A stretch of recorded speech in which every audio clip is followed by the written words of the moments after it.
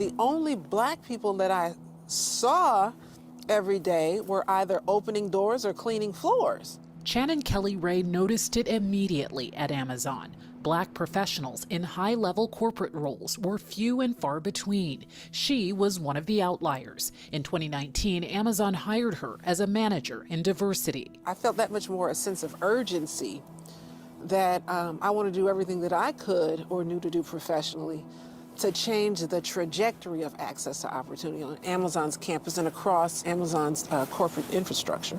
Amazon data shows that 26% of its employees are black. It sounds good, but most of those employees are part of the company's warehouse workforce. Critics say Amazon's highest paid employees are white and male. As a woman that happens to identify as black or African American, I was never as consciously aware of feeling very detached or different in the space as I was at the Amazon's corporate campus. Last year, Amazon committed millions of dollars to social justice organizations. On their webpage, they featured a Black Lives Matter banner. But Shannon says those words didn't align with company culture. I had other leaders tell me that they had more money to buy T-shirts than I had for my program.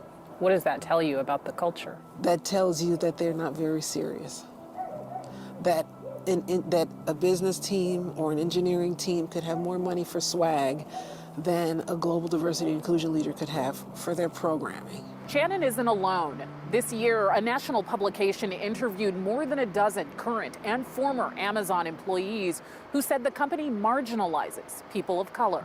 Shannon was one of the employees interviewed by Vox. She told them discrimination at Amazon begins with the hiring process. She said it is not uncommon for women, and especially black women, to have a role advertised at one level, but extended an offer at a position that is lower. Amazon's corporate hierarchy is made up of levels. At the top, CEO Jeff Bezos, the only level 12. At the bottom, level 4 employees who are often straight out of college. Shannon, who had 20 years of experience in diversity and inclusion, says she was qualified to come on board somewhere in the middle as a level 7 employee.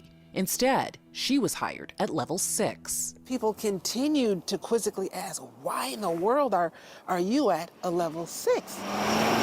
She says 2 Amazon vice presidents and a recruiter eventually confirmed that she had been down-leveled, dropped to a lower-paying job. My hiring manager told me, he said, you know what, you are clearly a level 7 in the strongest sense of the word. The cost of down-leveling, losing out on promotions and compensation. An Amazon spokesperson would not discuss whether Shannon was hired at the correct level, but sent a statement saying, "We work hard to make Amazon a company where our black employees and people of all backgrounds feel included, respected, and want to grow their careers. We do not tolerate discrimination or harassment in any form." Since that article was published, I've heard from hundreds of people who are current Amazonians, who are former Amazonians that experience the same thing.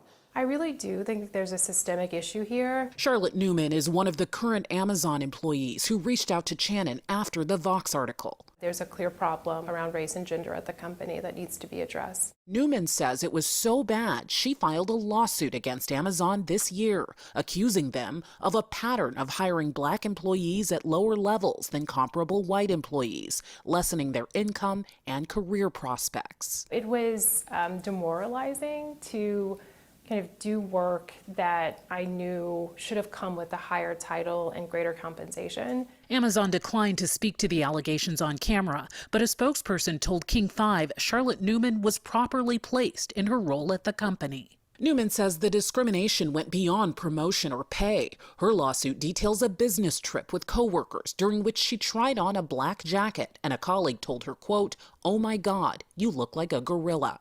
The lawsuit says on multiple occasions, Newman's boss at Amazon, Steve Block, criticized her for speaking out in meetings, calling her too direct, aggressive, and just scary. I instantly recognized the language to be coded and stereotypical. It just really kind of robbed me of my humanity in some ways. The lawsuit says Amazon's management's dismissive attitude toward Black and female employees like Ms. Newman left her vulnerable to sexual harassment and assault by a senior coworker. Newman says that senior coworker, a manager named Andres Mas, harassed her repeatedly, including once at a corporate dinner. He, reached under the table and started to grope my leg, and I froze and used kind of the need to go to the bathroom as an excuse to kind of get up from the table. Came back, sat on the other side of the table. He begged me to go home and sleep with him. In a statement, an Amazon spokesperson said, "We immediately investigated Ms. Newman's sexual harassment claim and fired her harasser. We are currently investigating the new allegations included in the lawsuit." I believe that Amazon could do so much more to protect its employees so that no one else has to experience what I have. Shannon Kelly Ray says change at Amazon must begin at the top, with Jeff Bezos' senior leadership team, known as the S Team. They don't have someone who is familiar with the discipline of diversity management on the S Team. In 2019, Amazon hired Alicia Bowler Davis, the first Black woman to join the S Team in the company's 26-year history. Shannon says that's not enough. She's now running her own diversity and inclusion firm after leaving Amazon last year. There is a culture of fear of speaking up or pushing too hard or being too loud,